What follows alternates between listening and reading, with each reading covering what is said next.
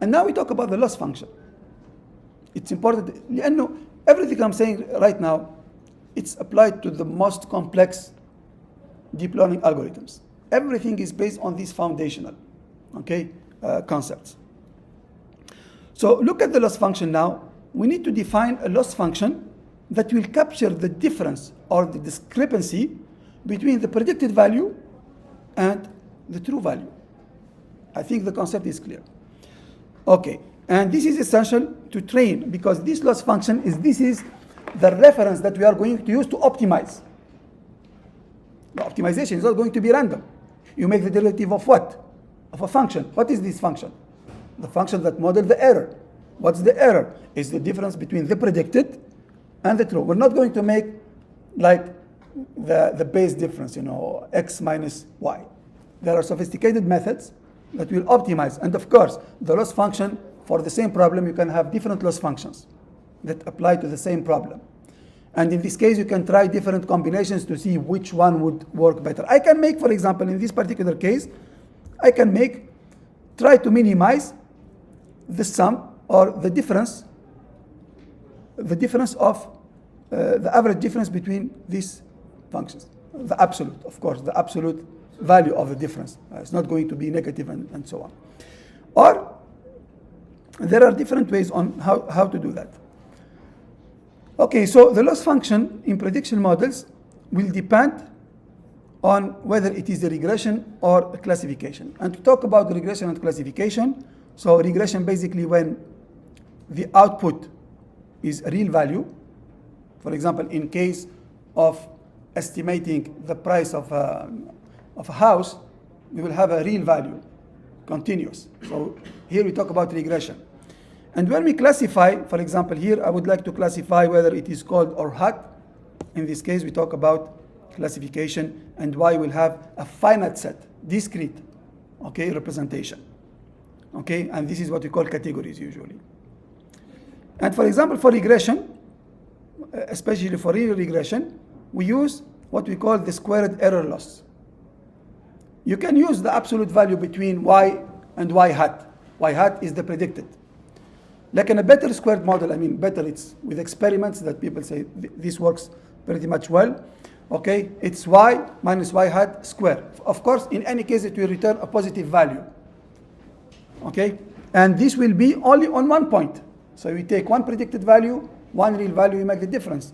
And usually we're going to estimate over several points. So we will make the sum. And in classification, 0-1 loss classification, or we call it also binary classification. Binary, it means the output will be 0 and 1. For example, for spam detection. For spam detection, you have an output either 0 or 1. So in this case, in this case, the loss will be equal to this formula. What is this formula? What does it mean? 1, if y is different from y hat, if the predicted value is different. For example, you have spam and not spam. Your prediction model gave you not spam and it is spam. So the loss will be 1. It's high. And if your predicted model give you spam and it is actually a spam, so I'll make the error is 0 because it makes a correct classification. So this is very simple. It's either 1 or 0. But we're not going to, these are some other possible loss values. For example, instead of squared error loss, I can use the absolute error, which could be y minus y hat. And it's positive. Because if I'm going to do that over multiple points in the data set, it will be a sum. And if the sum has positive and negative, it's going to cancel itself, whether still there is an error. So I'm going to accumulate the errors, whether they are positive or negative. The squared error or the vector norms also. We calculate the norm of the vector, which is the scalar product between the two vectors. You subtract the negative vectors? Yeah, the norm. You calculate. You don't subtract. It will result to a positive value, the norm. It's the dot product between two vectors. So the vector norm, and it can be squared or normal. All these are possible loss values for a regression model. And for classification, you can use cross entropy for probabilistic classification, or hinge loss used for SVM. So we will see this in future lectures. Okay, let's take one example. For the regression, the squared error loss. So, so this value, the value of the loss, this is what we calculate over 1 point. You see now we have a distance here and a distance here. Here, it's y. This is the real y. This is the real y, and this is the predicted y. So the difference is negative here, but I'm going to make square, and here it's positive. I'm going to make square to have always a positive value. But if I have several points, so I need to calculate the loss for all the points, not on only one. So I will make the sum. It's a cumulative, okay? And I will divide by n to have the average. Okay, so I will just accumulate all the errors, divide by n, I will have the average error. And this is why we call it the mean square error. Mean, it's average, and square error, it's because we do y minus y hat square. And this is the equation, pretty much simple. So I'm going to take point by point, calculate the square difference, sum everything, calculate the average. And this will be, in the ideal case, the value should be equal to 0. But if I start randomly, it will never be 0. So I will try to push it towards 0 as much as possible. Okay? It's very difficult to reach 0, but if you have 0.01, or you can make a condition when you want to stop training more your data. Okay?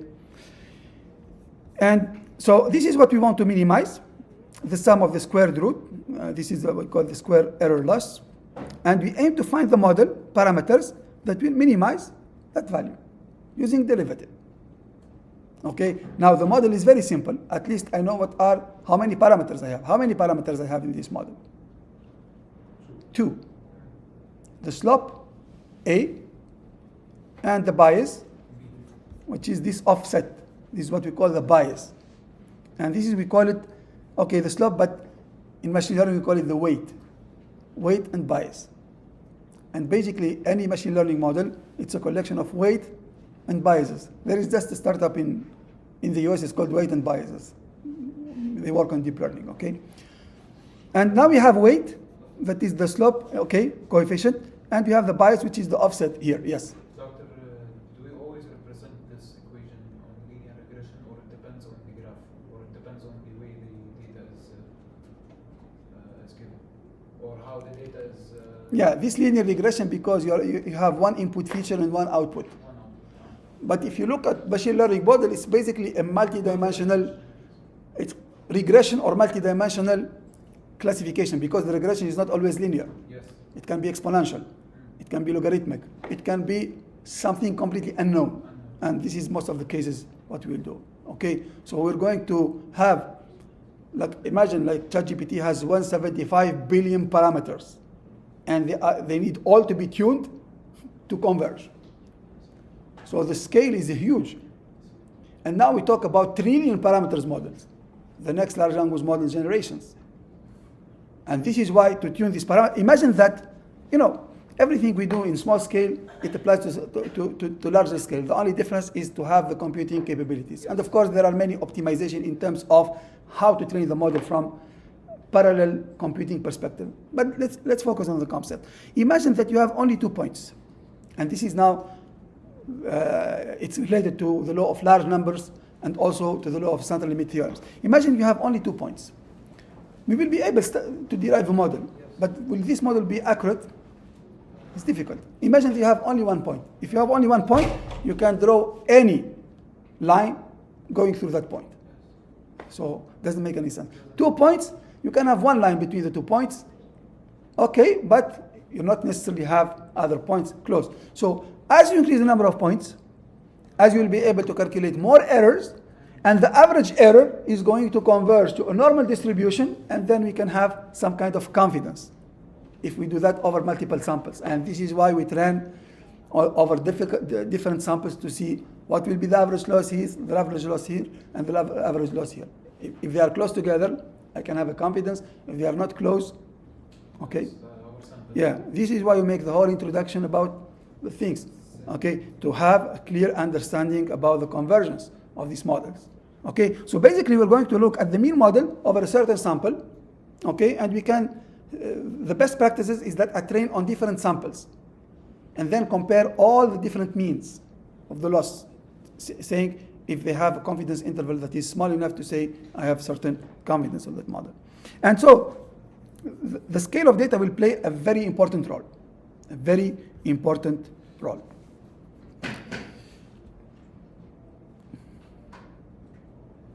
Okay, so basically we're going just to do the difference between observed values and predicted values on that regression line.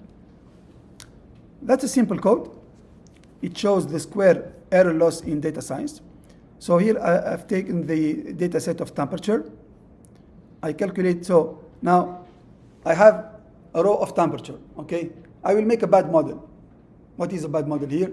I will consider all prediction will be just the mean. It's a prediction. صح ولا لا? If I take all my values and just make the mean, and I will say this is a prediction. Of course, calculating a mean on one sample is not going to be accurate, but okay, let's assume. So if I assume that I have a mean as a prediction, and I would like to calculate the mean square error, which is basically here we apply the formula. Okay, it's the sum of all errors. These are the predicted differences, predicted temperatures. Okay, so this is the mean in all the rows. And then I will make the difference between actual temperatures, the predicted temperatures, which is just the mean, multiplied by the square root in all the range, and divide by all temperature values. So this is going to give me a mean square error of 20.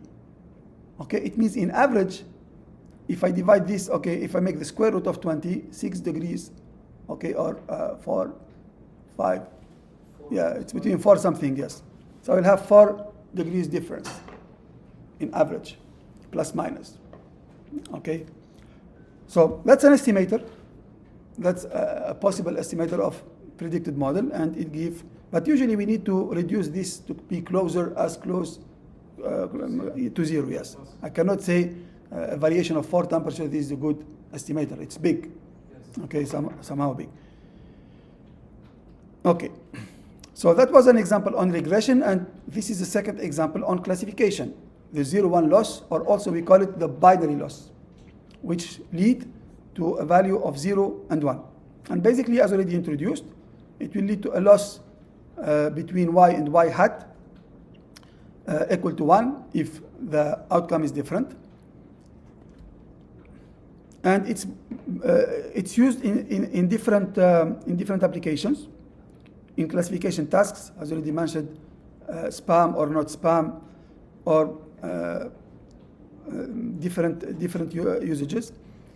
And okay, and we have also the cross entropy, which is a little bit, it's also used for classification. Instead of making 1, we're going to check to measure the distance or the difference between the true and the predicted distribution, not values. So this is why we call it entropy, because the distribution basically tells us information about how the data is distributed, and this is what we refer to the entropy. Cross entropy, because we are going to compare the entropy of the true value and the entropy of the predicted value. So look, for the same classification problem, I can use a binary classification. It can lead to a model, and I can say, okay, let me use a cross entropy classification, which will try to minimize the probabilities, okay, the discrepancy between the probabilities of predicted probabilities and the true probabilities. And here we use the log for the predicted probability distribution. And this is the equation. It is the sum, okay, so of yi log y hat I. So this is the actual, this is the predicted. Okay, plus, and this is for the true case, and this is for the other case. And we use the log here because the log is going to make, when you have small errors, they will turn into big. Okay, for example, the log of 0 is going to give you very negative values. So it will affect on the error. Okay, log of 0 when when this value you predict, the probability of predicted distribution is very low, so it's going to penalize the difference with respect to the correct value. And also it keeps the number manageable as compared to the real values. Okay, and here, and also it has the ability to measure the surprise. The more unexpected a prediction is, the higher the log value will be. So this is a way to penalize the errors more and more. Okay, we can add additional functions, like sometimes exponential or logarithmic, to penalize the error in the loss function, because we want to push the error to be the smallest possible, so the model is the closest to the prediction.